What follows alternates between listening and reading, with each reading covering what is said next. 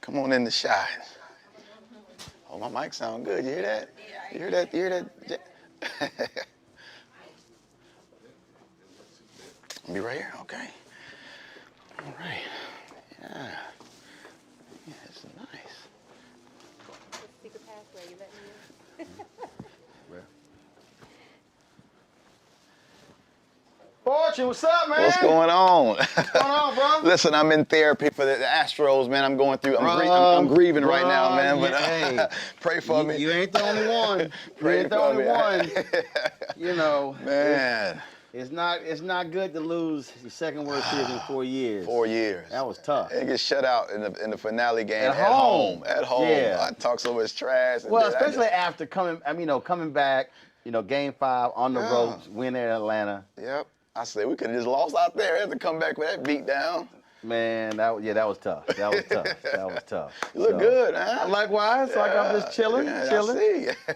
But you see, talk about the Astros wearing an LA hat. Well, yeah, you're right. But it's not a Dodgers. I bought it. Right. I just bought it in the store. Long as they know Dodgers. I was so happy when they lost to the Braves. I'm not a Dodgers fan. They one of our biggest haters. I only cheer for home team. Period. That's it. Only cheer for home team.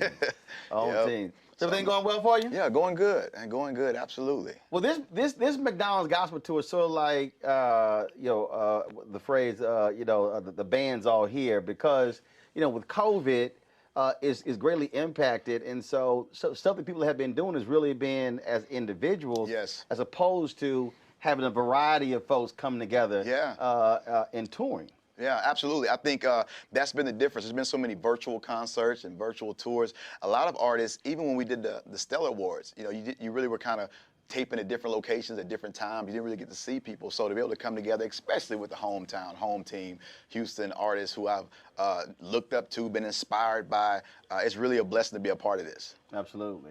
Well, and I think it's also great that even though you don't have you're not in front of thousands of folks. You're not, the cheering crowds.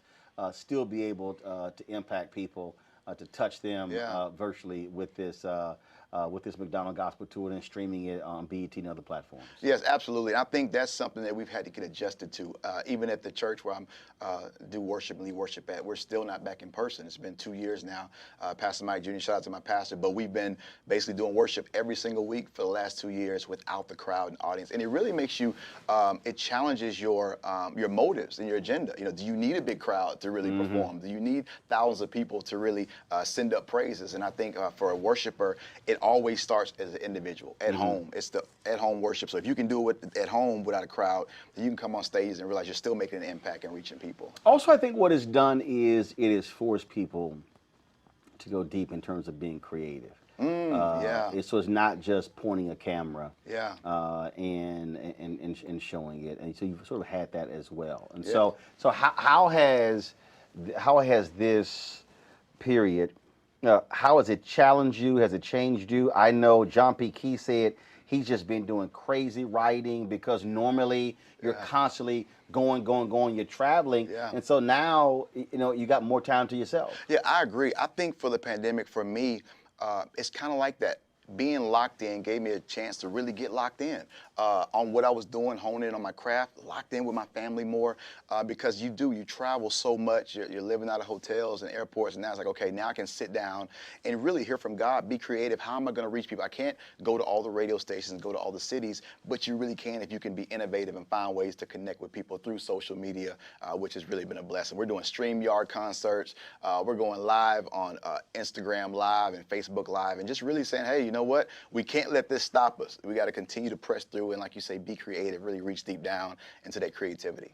There's also a challenge churches because there were a lot of black churches that were frankly 10, 15 years behind the times. Didn't want to be virtual. Folks didn't want to have television ministries, but then they realized if you want to still survive this, you're going to have to use technology to make it happen. Yeah, absolutely. I had a good friend of mine who was at a church. It was a lot like this, but when it hit, they didn't have streaming at all. They didn't have any internet. They were just, a Baptist church, which of course I grew up Baptist, and my dad was a Baptist pastor, but they had to actually go and install it. It's like, okay, you may think, well, I don't want to, because I see a lot of pastors would talk to me, Roland, about they didn't want to stream because it stopped people from coming to church. They can just sit at home and watch. It's like, okay, now you have to do it because but they they can't also come to did church. not. But see, and again, this was a mistake that I think a lot of them didn't make. They also didn't realize that they were limiting their reach. Yes. I know a number of preachers who have talked about how giving is up. Yes. They have actually more people who are watching them than who were Absolutely. sitting in pews. Yeah. And so, and the thing that again, as somebody who's been in media my entire life, I had to remind people, you can't talk about the disciples and others who were traveling to cities when media does the exact same thing. So this whole idea, well, I don't want to do that. So what you're saying is, I only want to limit the word to the people sitting in the pews. Right, absolutely. Jesus said it like this. He said, greater work shall you do. And a lot of times people think that means, well, you're going to heal more people or you're going to open up more blinded eyes. It's no, you'll have a chance to do more. The internet, like you said, we now, wherever I travel, like, oh, I watch your church on Sundays. I'm in Philly. Oh, I watch your church. I was in Detroit last week. I watch your church on Sundays. So now, when it was time we were just local, where now people from all over the country and all over the world. Right. I do a talent show every Monday. It's people coming on there to sing that are from South Africa, from Brazil, from all over because of the reach of the internet. So I agree. You can't be, you'll become a dinosaur. You'll become extinct if you don't adjust in certain ways to the times. Yeah, I mean, it's forced people to have to, that now they have no choice. They have no choice to actually do it. And I think also it's also, I believe it's forced artists to also realize that they were dependent upon either your typical music promotion, radio stations, or when it came to how they did tours. Now it was, okay, I'm not gonna have to figure this out. The number of artists who I talked to who said the same thing, that I was thinking one way, but the moment has forced me to think a completely different way of how I talk to my fan base and how we generate revenue for the band. I agree, absolutely. I think, Roland, a lot of times that's what happens in life in general. Certain situations, certain things change, and it forces you to adjust to the times. The Bible speaks of the sons of Issachar. It says they understood the times. They knew the times they were living in. And it is forcing us to, hey, okay, this way of just sitting back, and even as artists, as labels. See, we've had to adjust even years before this because we used to think, hey, the label gonna handle all that. I'm gonna just kick back. No, you have to get out there and do it yourself. Labels will support, but I found so many new ways to reach my fans. It allowed me time to connect with them, build fan base even more in a more intimate way, and doing concerts in basements. I've done concerts, hey, let's just go live. We're just gonna go live and do a concert and have 1,000 people watch. So I agree, it allowed us to say, you know what, I can't get to them, but I can get to them in a greater way by just, like you said once before, being creative and being innovative. We talked about life adjustments, and you have been very open about issues that you've had to deal with, you've had to go through. Yes. A lot of artists would have said, keep it to myself. Publicists would have said, don't talk about it, don't do that. But that's not the route that you took. Yeah, all of the PR people on my label, everyone said don't talk about it. I had a chance to go to Austin to the National Domestic Violence Center. I was able to listen to calls, able to sit with women. As I began to get more information on what abuse really looks like and how there's, 14 different forms of it. It's not just about physical, but psychological and mental and economic and family. It said, you know what, this is something that we just don't talk about a lot.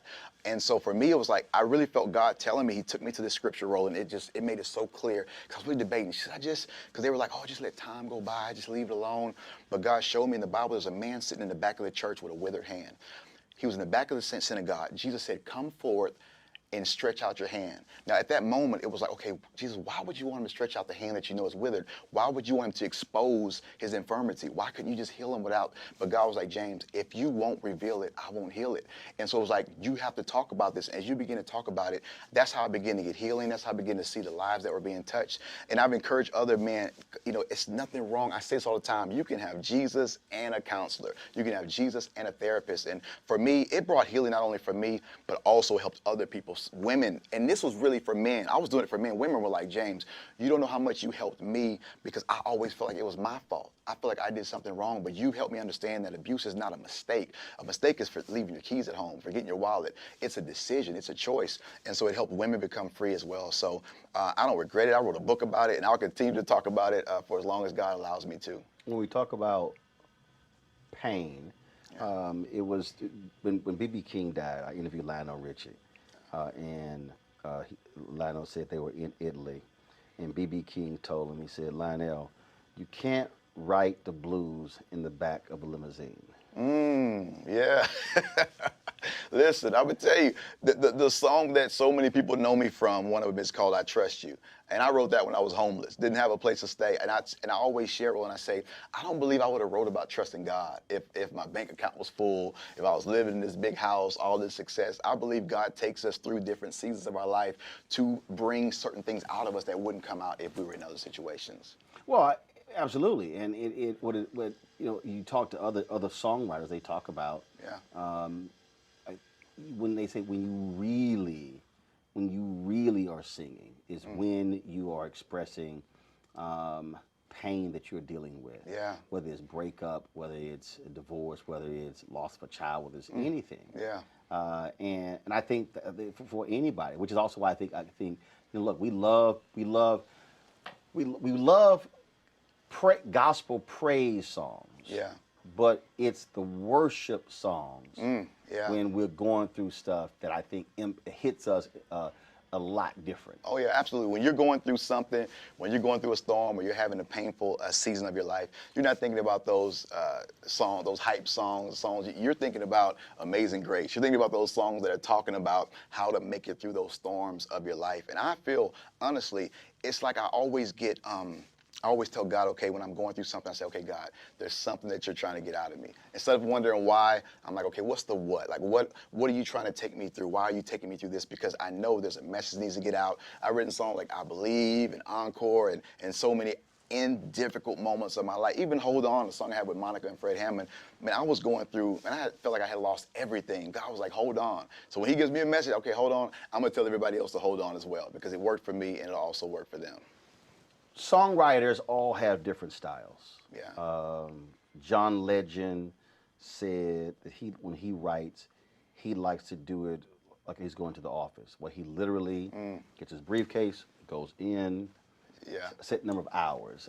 Will Downing said it hits you different time. Will said he was doing an interview. He said he had finished making love to a woman, and then it hit him, and he got up and immediately went to write a song. Yeah. Other folks I've interviewed, they've gone through their process. For you, what is it? Is it how does it come to you? How do you process it? What is your songwriting theme method? Yeah. For me, it always comes in just at any moment I get a song idea. The only time I'll sit down, like in those instances, like going to office, is usually when I'm finishing a song. Usually the chorus may come, or a hook, or just a melody will come. I could be on the airplane. I could be asleep and wake up, and a melody will come. I'll save it in my phone, because I realize if I go back to sleep and wake up, I'm gonna totally forget what it was. So I do it in that moment. But now, So what comes first? What typically comes first? Usually it's like a melody or hook line. You know what? I can't say that, Roland, because honestly, sometimes it'll be a title. It'll just be like, live through it. Oh, live through it. See, for me, for speeches, it's titles. So, like I'll go through, like if I'm sitting here, it's the title that drives everything. I did a church. It was in Chicago. I did three services. And my wife had asked me, she's like, what are you talking about? Like, I don't, we were driving there, I said, I don't know. Literally, I had not decided. Wow. And then the choir, they had done the introduction. Wow. The choir is singing. They said the next voice you hear, Roland Martin. I still had not decided. So I'm just sitting in the pulpit and the That's choir incredible. singing. So then I grab the Bible and I open it and I go through, and then all of a sudden I see a scripture. And so then I then take half of that scripture, I see it, and it immediately comes to me. I come with the title, then I close it.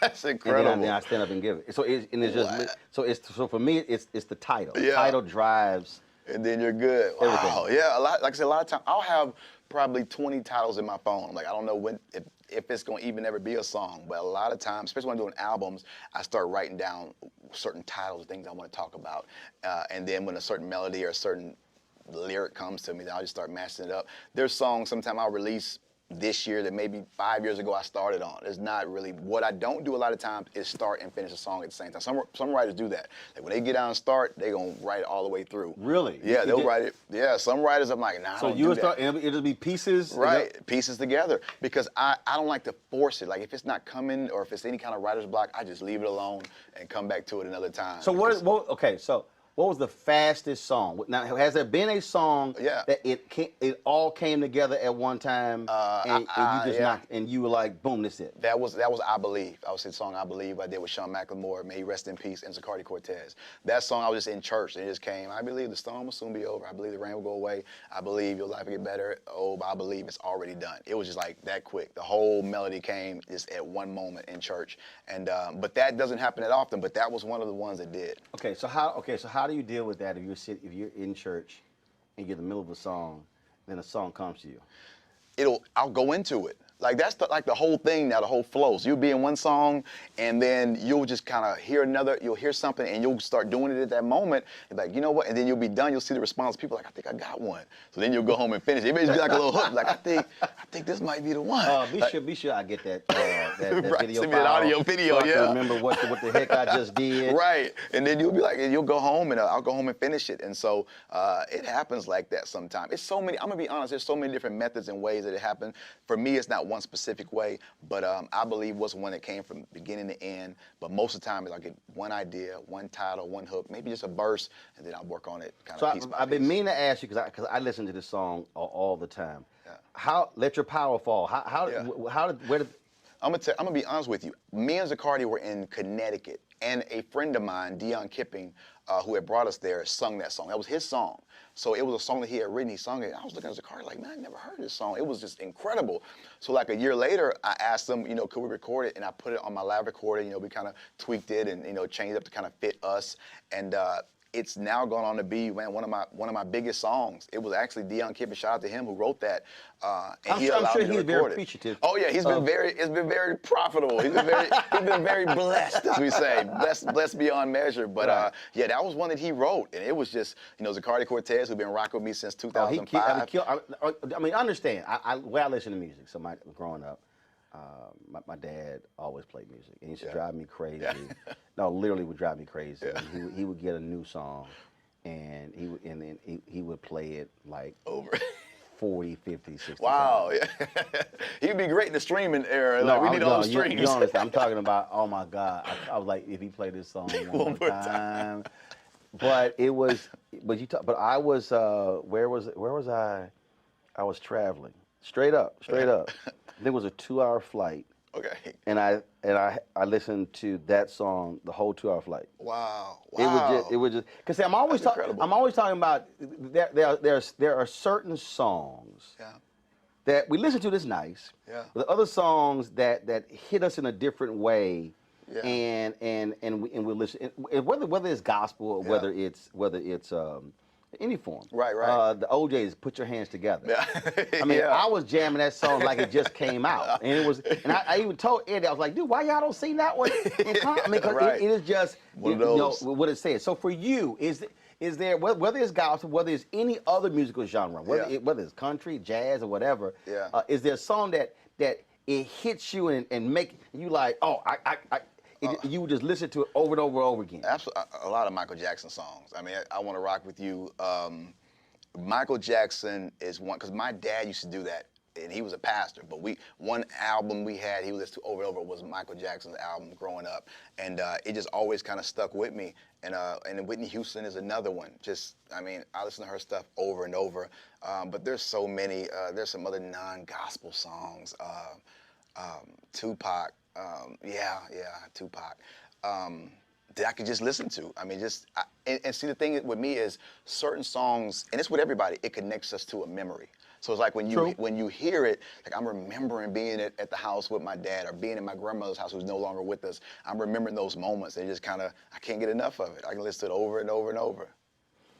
There are some gospel artists.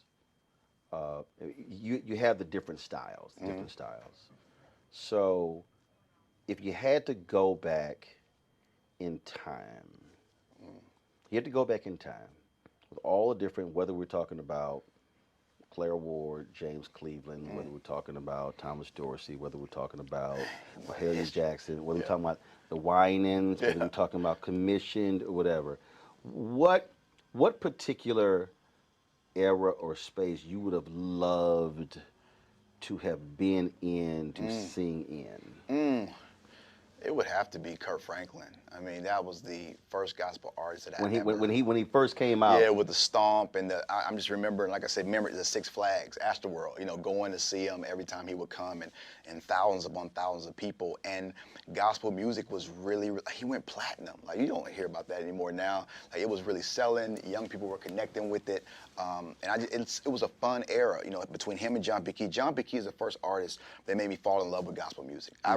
My dad always listened. There's two things he listened to in the car all the time, was talk radio, sports talk, 610 sports talk radio, and sermons. He was a pastor. Right. So it wasn't like a lot of gospel artists he would listen to when I was a kid. But when I went to my first John P. Key concert, it just changed my life. Oh no, John! Hey, like it literally, I was in awe. Like my mouth dropped. I was in middle school, and he was at Abundant Life Cathedral. I'll never forget. And I was like, who is it? I went and got everything he had after that, and he made me fall in love with gospel music. I just wasn't. I liked gospel music, but I wasn't in love with it. I only knew like the. So at that point, songs. you weren't. No. You weren't saying this is my thing. Let me tell you. I'm gonna tell you what's so funny. And I have Oz Curry friends. We'll go to these tribute concerts, whether it's the Winans or Commission. I don't know none of the songs. I'd be so like I literally wow. The first gospel artist was John B. Key because I just didn't grow up on it. Now I've known him, but growing up I didn't know anything about the Winans or Commission. I knew Jasper Williams and C.L. Franklin, and I could literally quote sermons from start to end because my dad was sung that much. So John P. Key, when that happened, man, my life was forever changed. And it was interesting because I would listen to John P. Key. Yeah. And what happened was. I would play, I was always playing music during COVID. I always loved music. I just played music. Yeah. And I was rocking, I was jamming. And I was playing some old John P. Key. I was playing Show Up. Yes. Lily in the Valley. And folks were like on his page going, John, Roland Martin is playing your music. Yeah. So that's actually how John and I connected. It was he saw me just dancing and jamming and playing, and he was like, "Man, you are going in." And that's actually how we connected. He said, I had no idea. I was like, oh, and then he said, "Man, you got me listening to some of my old stuff." Right. I just saw him last weekend concert, and he had to post it. I was going crazy. We were in Jacksonville, Florida, and I was there for something else, but I heard he was in concert, and I went to the church. I got in the back door, went all the way up to the stage, right where he was at, and just going crazy. He was singing all the show, Wash Me, and all the old songs. So, yeah, John P. Key is just definitely, people make fun of me because I was 17. I got one tattoo. 17, it's on this arm. It says, Jesus is real. That's how much, from his song, John laughs to this day. I was 17. That's it. Yeah, Jesus is real on my left arm, the only tattoo I ever got, because he just made that much of an impact. So when me and my friend went, we know we was gonna get. I say, man, I'm getting Jesus is real, like John P. Key. Like, that's how big of a fan I was. So after that, to then be on a song with him, Life in Favor, for him to ask me to record with them, you can only imagine what that meant to me. Absolutely. So shout out to Pastor John P. Key. He's truly a legend. Yeah, definitely an OG. Yeah, OG. OG for real. Yeah, for real. Don't play with him. Pastor John P. Key, street. Don't play with him. Don't play. Last question for you, and I always love this because artists always give just, you never know the answer. So, is there a particular, who would you love to do something with? Don't be a gospel artist. Mm-hmm. It could be any musical genre, doesn't matter. Who would you love to do something with? Whether write something or perform with? Yeah, it's easy. I get asked this question lately, and it's always the same person, and you're gonna trip out because of all the people I've been blessed to work with, and I have worked with this person. Maybe Yolanda Adams. She's just. First of all, she's everything. She's amazing to me, anointed, powerful, and she's from Houston. And we've kind of talked about it at times, but it's never happened. Man, y'all you can't let that thing. Look, I interviewed Johnny Gill. Johnny Gill told me, he said, him and Aretha talked, and she agreed to do something with him. And Johnny said, I never followed up. Wow. Johnny said, man, I'm so mad at myself. Yeah. And as like I tell people all the time, Yeah. get it done. Get it done. And that's the thing. I've never, and I don't want people to think wrong, I've never sent her a song, hey, Miss Yolanda, can you get on this with me? So I've never really done my part in sending her a song or, hey, what you think about this? And that, like I said, that's on me. I'm like, what am I doing? But You that's got a all right, exactly. That's, You got- nah, that's you the got- whole, you many got- times I've been on Yolanda Adams show, been No, on you got cruises see with now. her. See, you all gotta that. do it now. See Yeah, now. it's done. See It's now. gotta happen. Okay, now I'm telling you right now. You gonna get a text from me once a month. Is it done? Yeah, but send me Okay, that song. I'm just letting you know. I'm like, dog, did you do this? You're right. I need Like, what you right. waiting on? Hold me accountable. It's just like Lester Love. Yeah, Lester yeah. Love. I've been on him now for 6 or 7 years. And cause when he did, when he dropped that video on YouTube, him singing those love songs. Yeah, I was there. Bruh. I was there. Bruh. I was there that night. I had that on my phone. I've been on Lester now for Yeah. 7 years saying, bruh, when you gonna record? Yes. Stop. Look, the game has changed. It It don't is. cost that much. It don't. I It said, don't. when you gonna take these love songs? I said, and I already told him, I said, dude, I said, the name of the album is Jesus is Love. Jesus, that would be Dude, perfect. I've been on him, I'm telling you, I've been It's- on Lester for about 7, now going on 8 years, like, bruh. Really? You should text message, bruh. Yeah, that Where we thing at? was, you gotta hold us accountable, man. Like, what are you waiting on? And I felt that too that night when it happened, because I had just got off stage. He actually started tagging one of my songs first, I Need Your Glory. He came out of that, and then he went into those songs. It was like, whoa, Dude, he got something. That was crazy. He got I've been on him for 7 years. Really? Like, Lester, stop tripping. What you waiting on? I'm keep telling him. All right, so I'm gonna hold you to it. Hold me accountable. I'm gonna get it done. All I right, promise baby. you. I'm gonna I get it done. appreciate it. Always good to see you, always, man. Pleasure. I Thank you for appreciate having it. me, man. Thanks Thank a you. lot. Yes, sir.